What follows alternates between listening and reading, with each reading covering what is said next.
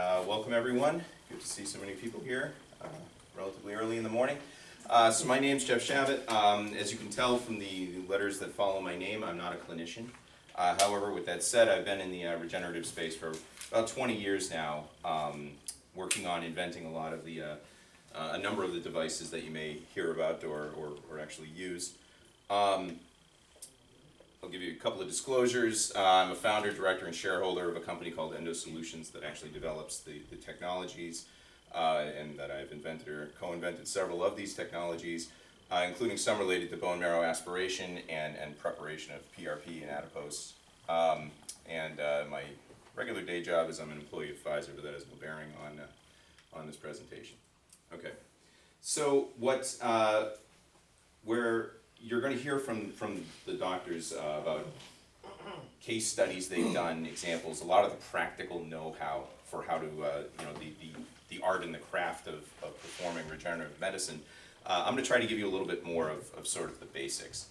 And I'm going to focus my talk mostly on PRP and marrow, will probably be the bulk of it. So let's go into it.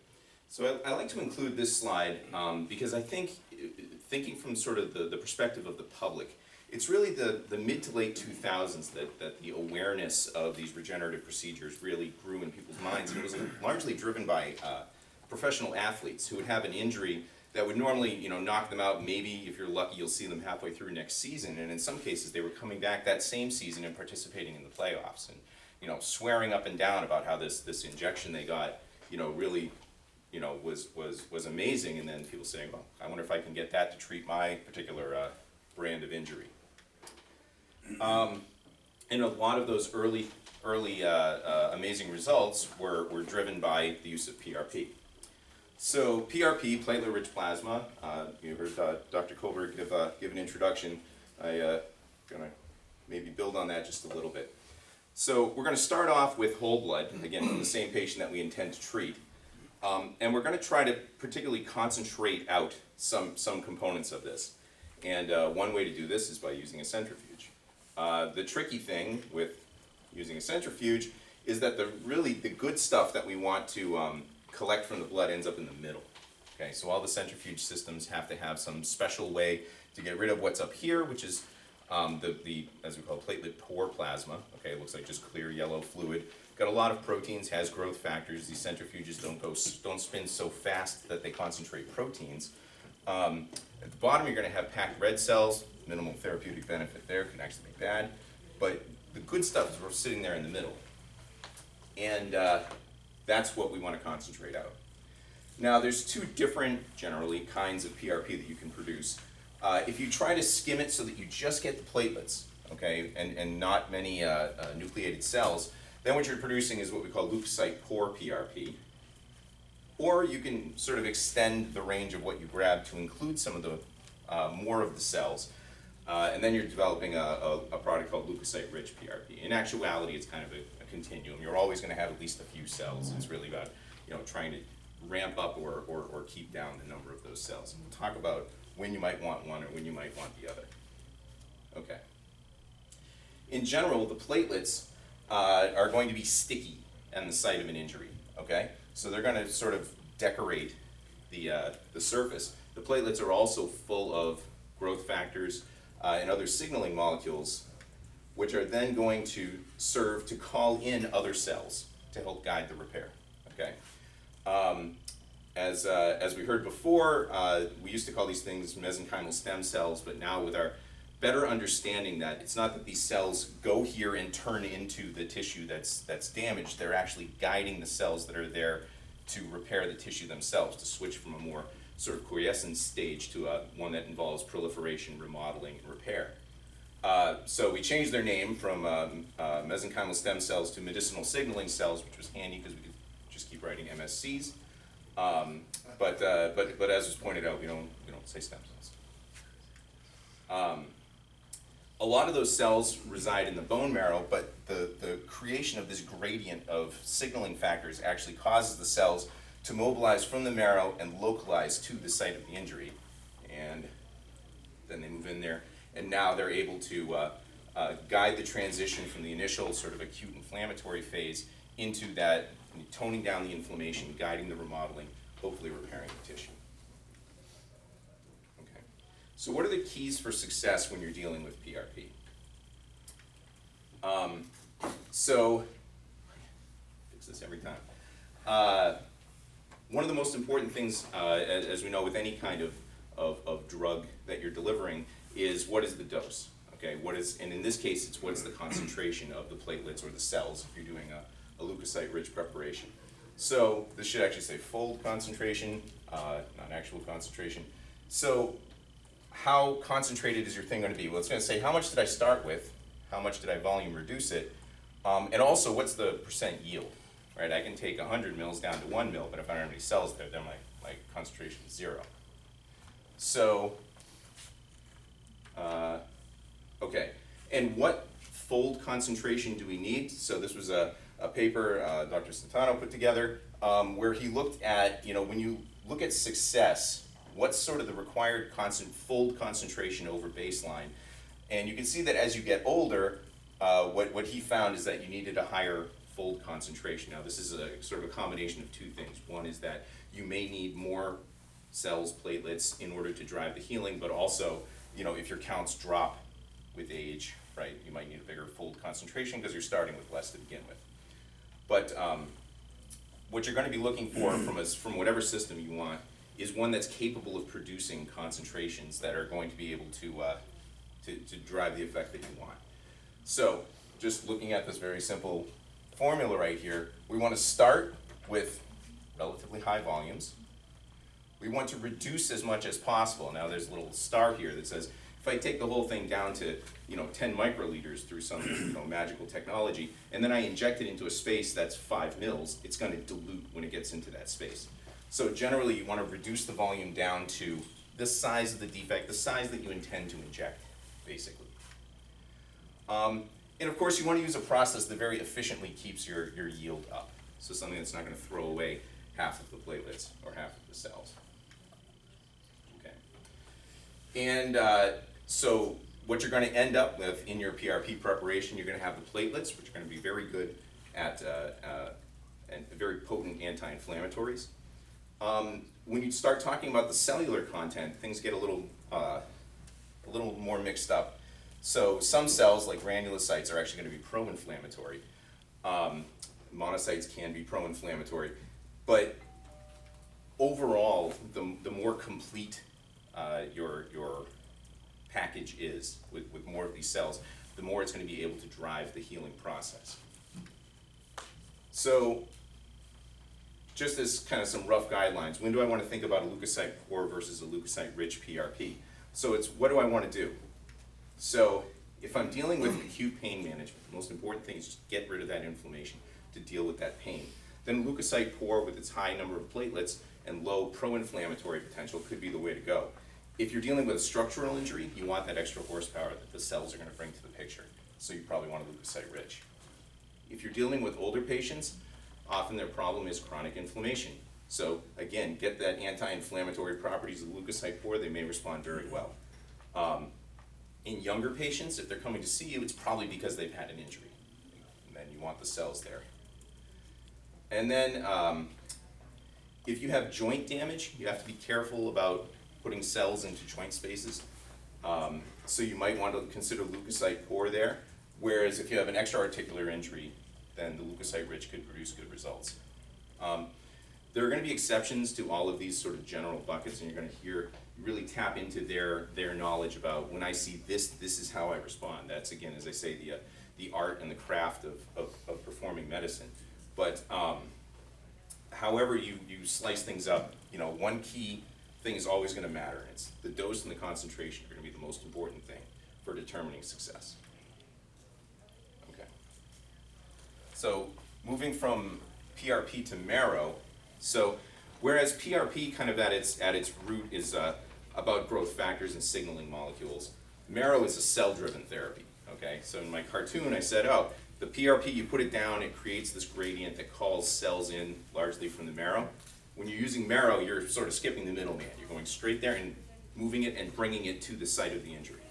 So the cells from the bone marrow, again, we said they're not stem cells. They're not turning into tendon or blood vessel or whatever, but they're guiding the other cells that are already present through releasing factors, through signaling with exosomes, etc., to sort of reprogram those cells to repair the damage.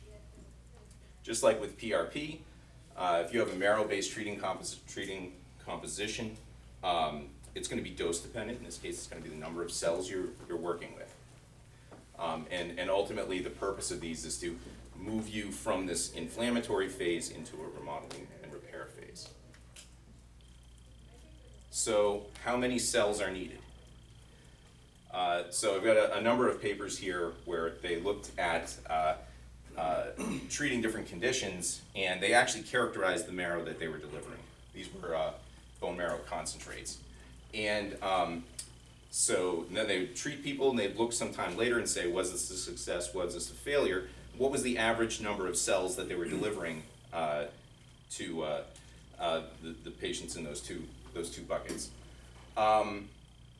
Probably the gold standard for qualifying or characterizing your marrow is by basically streaking them out and looking at how many colonies you can form. So these are cells that have proliferative potential, and counting up how many of those you have, these colony forming units, per mil. And so what was found is that there's this clear pattern where in the cases where you had success, you had high numbers of these cells, higher numbers of these cells than when you looked at the cases that didn't succeed. There's some differences, as you go from study to study in terms of how people do the platings. That's why you kind of see the absolute numbers move around. But sort of within a row, it's within a study, so it's the same methodology. So I just want to kind of keep in the back of your mind this number, 1,000 to 2,000. You want to be in the thousands of CFUFs per mil in order to have a better chance for success. So this is a clear pattern. But the problem is that when you look at the bone marrow that you get, if you take a traditional Jamshidi needle, shove it in the hip usually, and do an aspiration, the numbers of these CFUFs that you're getting are too low. They're solidly in this column, not in this column. So just like with PRP, when we want to raise the counts, we can use a concentrator. So this is a study where they took two different systems, and these are the ones where you see those numbers here. And when you run it through the centrifuge system, you are in fact able to concentrate the cells. Okay, up to the point where now you're at 1,000 or more, and great, now you have a composition that you can use to do these procedures. A couple of caveats though, when you look at the percent yield, you're actually 50% or even less. So you went through all the effort to draw all this marrow, and then you threw away a whole lot of the cells you got. And part of the reason, it's just a fundamental limitation of these technologies. As we mentioned, one of the characteristics of these MSCs is that they can proliferate, and they do within the marrow space, which means you've got cells that are at all different points of the cell cycle, which basically means, have you copied your nucleus yet or not? What stage of division are you in? Your densities are going to be all over the place. And so cells that are actively dividing may wind up having a similar density to blood cells that you don't want to keep, so you wind up necessarily losing a number of them. Okay. There are other things that are in bone marrow besides the MSCs, and these things have value and merit in their own right. One that I like to talk about is megakaryocytes. So platelets are packages of growth factors. Megakaryocytes are packages of platelets. Okay, huge cells that can produce millions of platelets. They're uniquely found in the bone marrow. They don't circulate, and their density is nothing like an MSC. So you're certainly not getting them with a centrifuge system. And one of the things that's interesting is you can actually, it's been shown that direct cell-to-cell contact with megakaryocytes actually promotes the MSCs maintaining their stemminess, if you want to call that, their ability to do certain things. So if you take bone marrow concentrate, streak them out, and look at how many of CFUFs you can get, and how many of those have a particular marker, in this case alkaline phosphatase. And you see that you've got a bunch of colonies, and a whole lot of them have that potential. If you run it through a filter that allows single cells to fall through, but not clumps of cells, then you get a whole bunch of CFUFs and none of them have the ability to express alkaline phosphatase. If you look at what's stuck on the filter, big clumps of things, that's where they all are.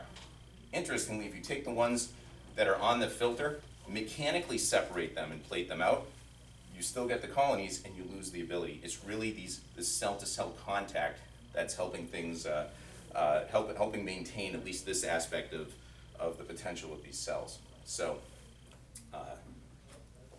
megakaryocytes are great, and they actually can enhance the cells that they're around.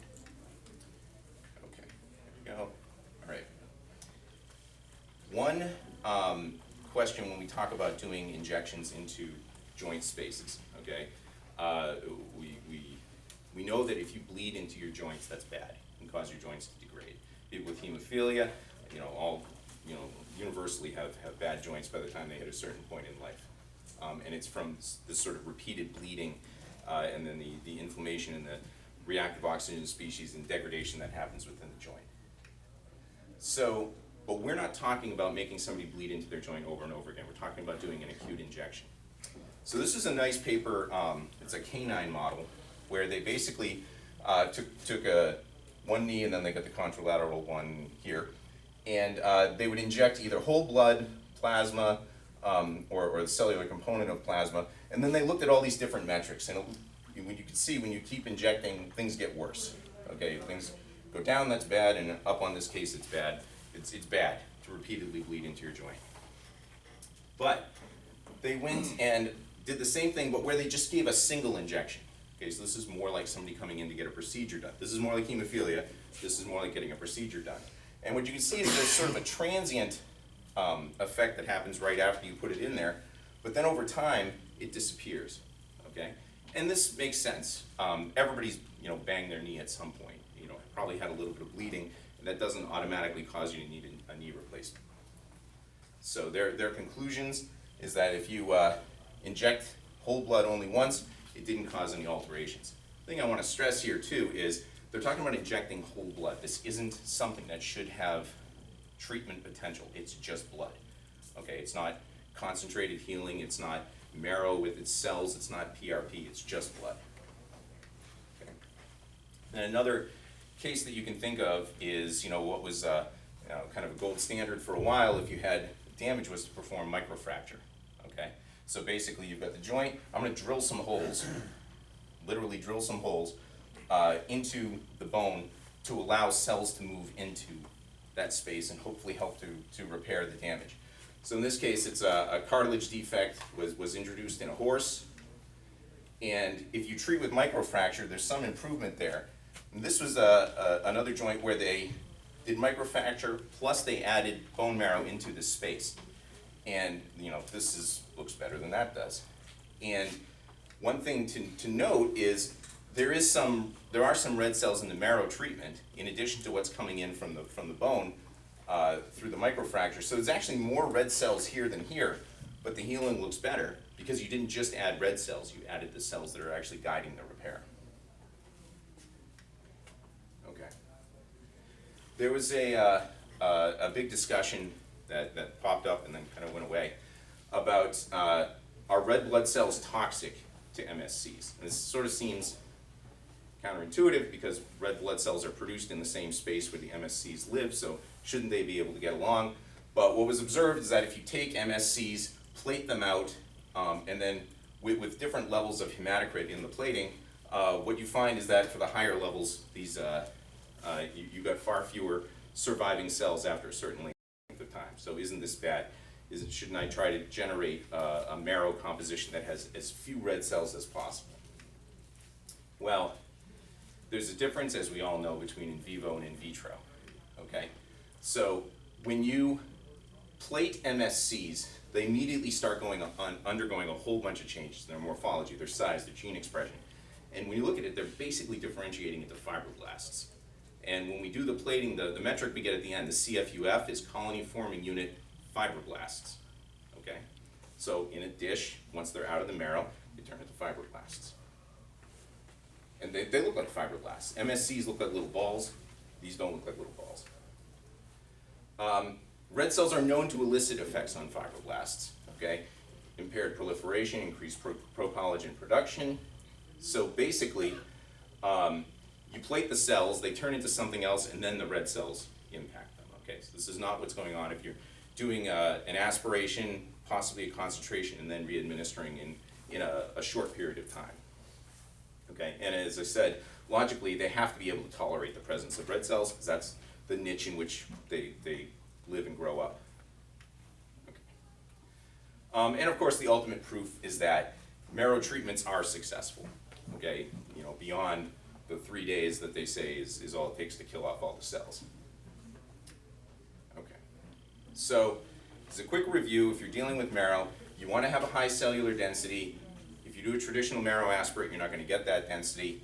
And so you can use a centrifuge to get to that target density, but you're going to lose some of the other cells that you need. Okay, or that can help. All right. What has been known for a long time is if you do small aspirations of marrow, you get really good cell counts. Okay, so that the first mill that you get is great. And then after that, the counts kind of go down if I collect them, say, in fractions. The reason is that nature abhors a vacuum. So when you pull your first mill or two, you're getting bone marrow. But now you've left a gap in the bone.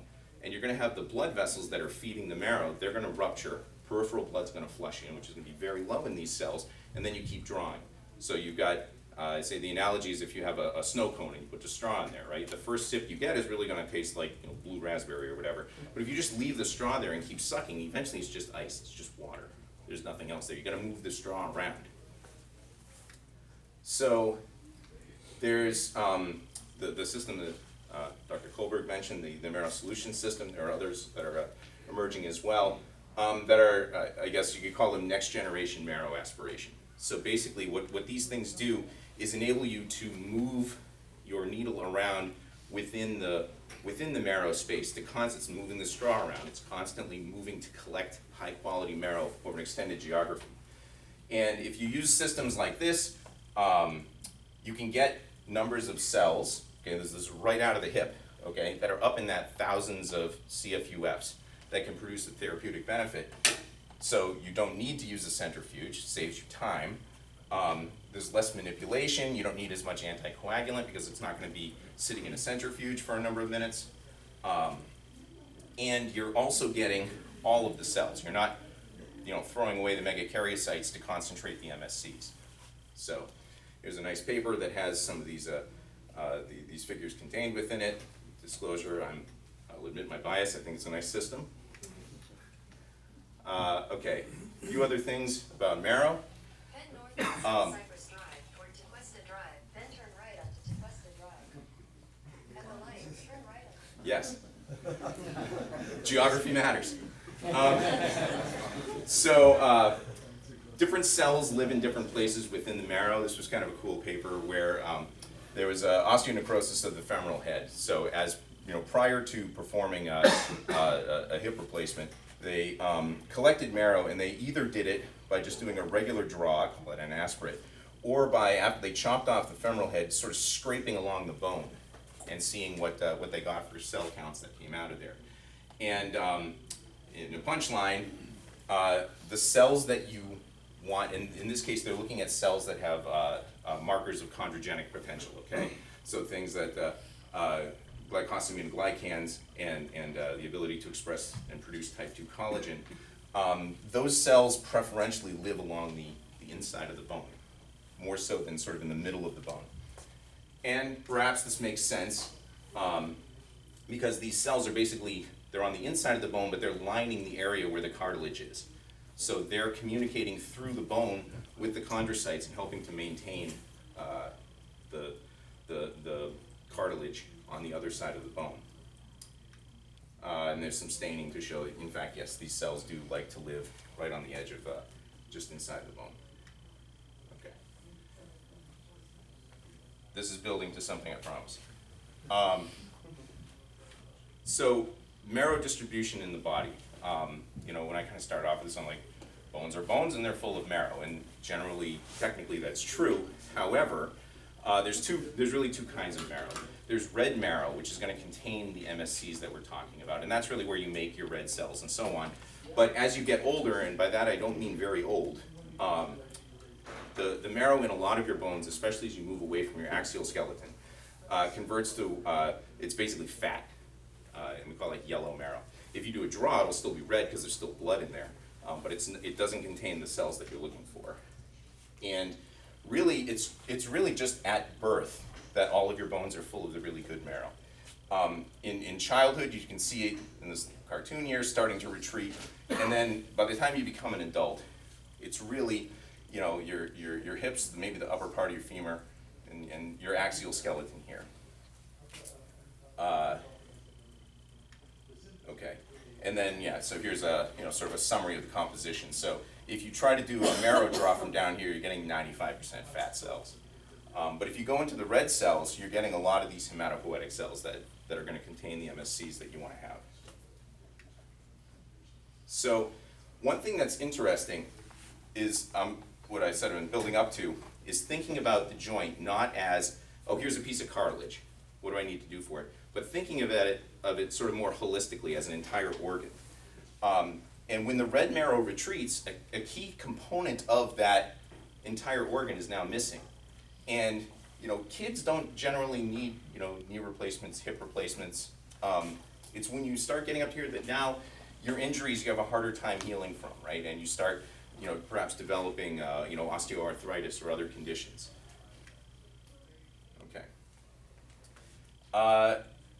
MSC counts with age. Can I do a marrow procedure on an older patient? This graph is kind of flipped around, but it's not my graph. So remembering that we want to be targeting thousands of CFUFs per mil.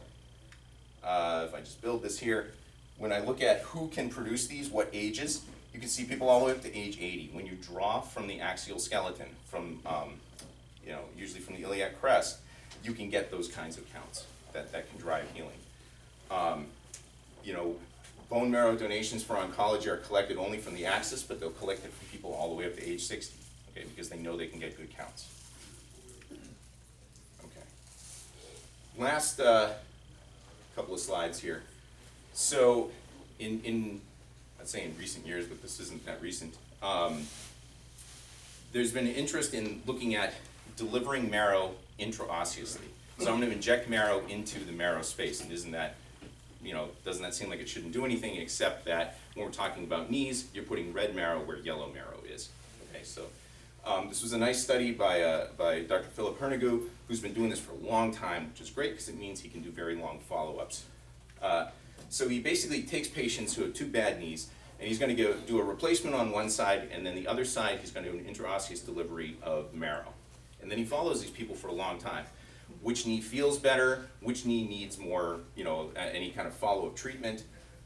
So what he found is that with a follow-up averaging 12 years later, 6 out of the 30 replaced knees needed subsequent surgery. Only one knee that was injected with marrow, which you think is a much less invasive process than chopping out a knee and replacing it, with a chunk of metal and plastic. That's a pretty amazing result. Okay, and then when they just asked the patients what they preferred, 21 preferred the knee that had gotten the marrow injection, and only 9 preferred the knee that had been replaced. Okay.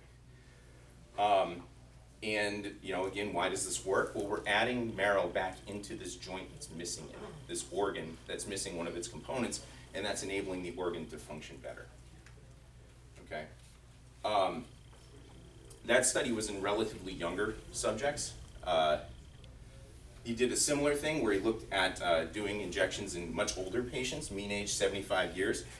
In this case, he takes marrow, injects it into both the tibia and the femur, both sides of the knee. But very similar results, okay?